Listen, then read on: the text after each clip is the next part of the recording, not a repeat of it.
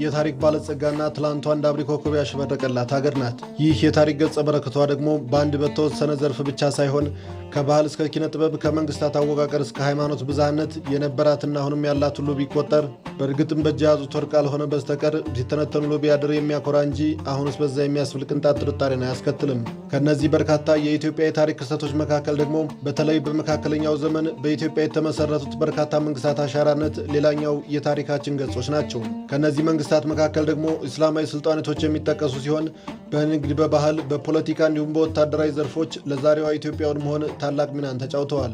ቢስሚላሂ ራህማኒ ራሂም አልሐምዱሊላሂ ረቢል ዓለሚን። ኢትዮጵያ ያለ ሀገሬው አበርክቶ ያለ ዜጋው ሁለንተናዊ ተሳትፎ እዚህ አልደረሰችም። ከዘመናዊ የኢትዮጵያ የታሪክ ጅማሮ አስቀድሞ አውሳ፣ ሐረር፣ ሸዋና አዳልን የመሳሰሉ ሱልጣኔቶች የትላንቷን ኢትዮጵያ ሰርተዋል። የሀገረ መንግስት ግንባታ አበርክቷቸውም እስከዚህ ዘመን የተሻገረ ነው። ይህም ለኢትዮጵያ የዛሬው ማንነቷ ገቢራዊ እንዲሆን እነዚህ የተለያዩ እስላማዊ ሱልጣኔቶች ዘመን ተሻጋሪ ሚናን ተጫውተዋል። በተለይ የአቂል ኢብን አቢ ጣሊብ ልጆች በከፊል ቤት ይሰደዳሉ። በዘይላ በኩል አርገው መልሰው የኛ እንግዲህ እስልምና ሃይማኖቱ የመጀመሪያው ዙር ከሸዒባ እስከ አክሱም እንትና አዱልስ ብለው አክሱም መጡ። ሁለተኛው ደግሞ በዘይላ መጡ። በዘይላ በኩል መጥተው እዚሁ ወደ ከፍተኛው ቦታ ወደ ኢትዮጵያ ሰፈሩ። እዛ እንደሰፈሩ እንግዲህ የአቂል ቢን አብድ ልጆች ልጆች አሉበት። ሌላው በኒ መክዙም የሚባለው እንግዲህ ጀመረው።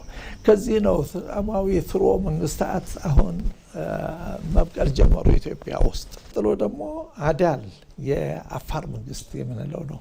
እሱ ደግሞ ይገርማል። ክልሉ ከሶማሌ ጠረፍም ብሎ እስከ ሱዳን ጠረፍ ይዘር ነበር።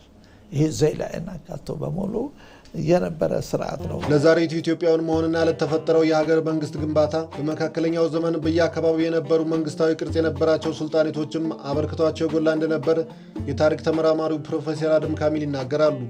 ግዛታቸው ሁሉ ጠረፉን ነው የሚያካሄደው። ጠረፍም ስንል ደግሞ ቀይ ባህርን አስታኮ የሚሄድ ስርዓት ነው። የመጡትም እንደሚታወቀው ከዛው ከአረቡ አገር ነው።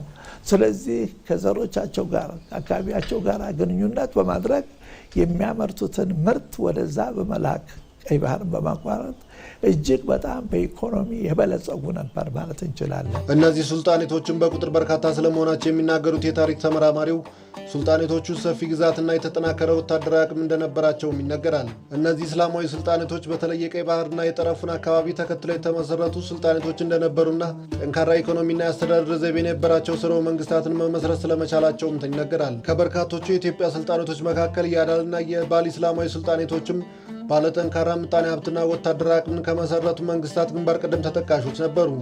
እነሱ ያስተዳደሩት የተለያዩ እስላማዊ ስርዓቶች እዛ አካባቢ የአካባቢውን ህዝብ በማቀፍ የተረጋጋ ኑሮ እንዲኖር፣ ሰላም መረጋጋት እንዲኖር ትልቅ ሚና ነበራቸው።